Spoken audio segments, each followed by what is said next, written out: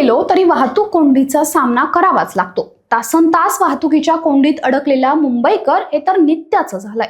मग कधी राजकारणी या वाहतूक कोंडीत अडकतो तर कधी सिने अभिनेता।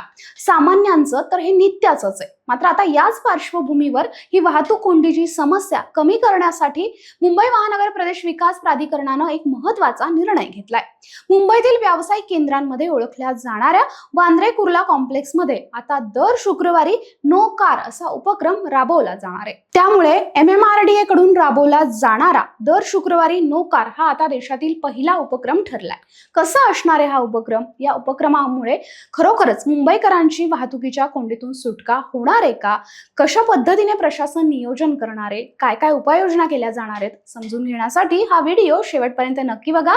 पण त्याआधी एक आठवण, अजूनही तुम्ही आमचं चॅनल सबस्क्राइब केलं नसेल तर ते नक्की करा। नमस्कार, मी भाग्यश्री आणि आपण पाहताय बखर लाईव्ह।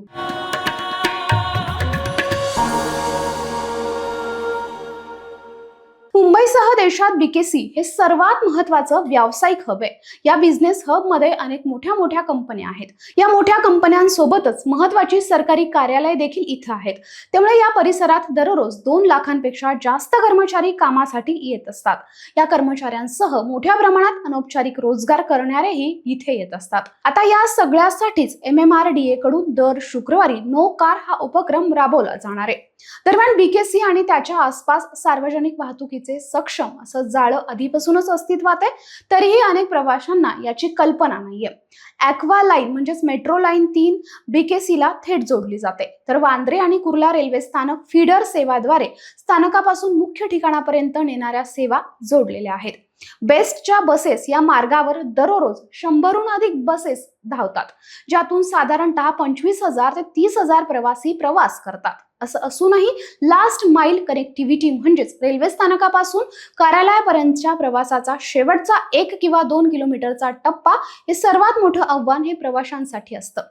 आता खरं तर 12 जून पासून प्रत्येक शुक्रवार पब्लिक ट्रान्सपोर्ट डे म्हणून पाळला जाणार असून जवळपास 2 लाख कर्मचाऱ्यांना ट्रेन, मेट्रो आणि बसचाच वापर करण्यासाठी आवाहन करण्यात आलंय। सुमारे 2 लाख व्यावसायिकांना शुक्रवारी स्वतःची कार चालवण्याऐवजी किंवा कॅब बुक करण्याऐवजी ट्रेन, मेट्रो किंवा बसचा वापर करण्याचं जोरदार आवाहन केलं जातंय। या उपक्रमावर किमान 3 ते 4 महिने बारकाईनं लक्ष ठेवलं जाणार आहे। दर आठवड्याला येणाऱ्या अडचणींचा आढावा घेऊन आवश्यक ते बदल केले जाणार आहेत। MMRDAच्या मते BKC मध्ये नोकरीवर येणाऱ्या लोकांपैकी 52% लोक खासगी कार, टॅक्सी, रिक्षाने प्रवास करतात। 25% लोक सार्वजनिक वाहतुकीचा वापर करतात। खरं तर BKC मध्ये मुंबई महानगर प्रदेशातील विविध भागातून जवळपास 2 ते 3 लाख लोक ये-जा करतात। सार्वजनिक वाहतूक आणि सामूहिक वाहतुकीकडे झालेल्या मर्यादित स्वरूपातील बदलही वाहतूक कोंडी कमी करण्यासाठी तसंच प्रवासाची कार्यक्षमता वाढवण्यासाठी मदत होऊ शकते। त्यामुळे या उपक्रमाची सध्या मोठ्या प्रमाणावर चर्चा सुरू आहे। मात्र हा उपक्रम कशा पद्धतीने सक्सेसफुल होतोय, प्रवासी या उपक्रमाला कशा पद्धतीने प्रतिसाद देतात, रस्त्यावरचा ताण खरंच कमी होतो का, आणि जर झाला तर हा उपक्रम जो आहे तो शहराच्या विविध भागातही राबवला जाऊ शकतो का, आणि अनेक शहरांमध्येही याचं अनुकरण केलं जाऊ शकतं का, जे सध्या खऱ्या अर्थाने गरजेचं आहे।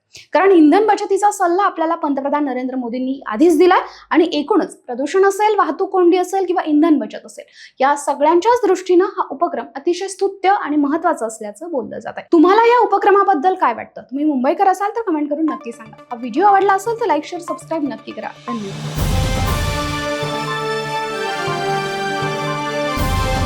समाजकारण, प्रशासन आणि राजकारणातल्या अचूक विश्लेषणासाठी बखर लाईव्हच्या सोशल मीडिया प्लॅटफॉर्म्सना लाईक, फॉलो आणि सबस्क्राईब करा।